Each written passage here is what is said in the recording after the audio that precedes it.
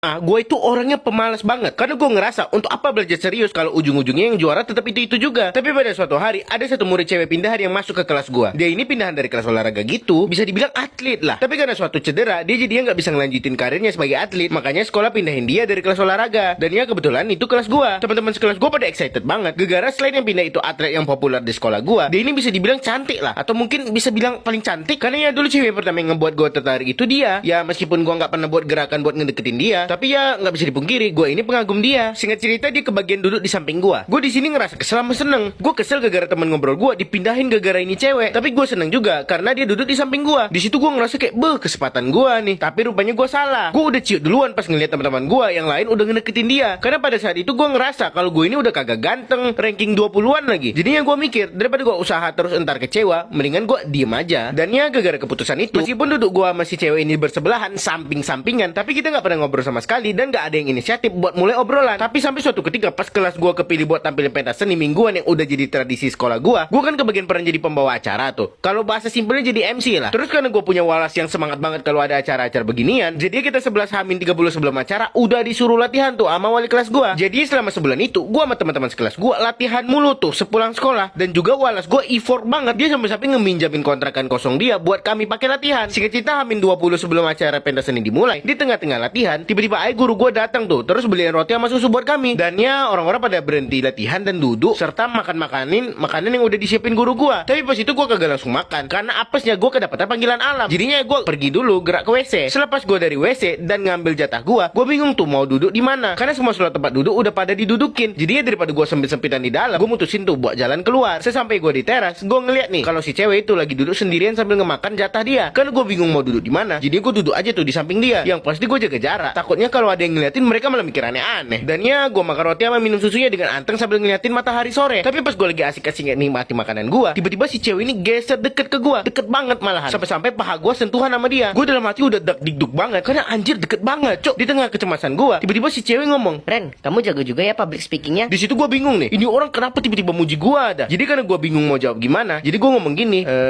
makasih ya. Kelar gue ngomong gitu, dianya malah ngejawab, Makasih doang nih. Di situ gue langsung panik. Lah gue harus jawab apaan anjir? Jadinya gue mikir semaksimal mungkin dan akhirnya gue jawab gini, "Bro, kamu jago banget loh narinya." Padahal aku ngira atlet itu tulangnya kaku-kaku. Belum juga gue kelar ngomong, tiba-tiba si cewek ini naruh jarinya di bibir gue dan dia ngomong, Atlet itu rata-rata tulangnya elastis. Dan juga aku bukan atlet, aku mantan atlet. Di situ gue ngerasa dada gue sesak banget, nggak tahu kenapa. Gue nggak paham apa yang lagi gue rasain, tapi gue ngerasa kayak susah napas gitu. Untungnya sebelum hal buruk terjadi, guru gue ngepergok gue sama si cewek dan nyuruh kita buat masuk ke dalam. Singkat cerita gara-gara kejadian itu, gue sama si cewek jadi sering banget tuh ngobrol di sekolah. Dan ya gara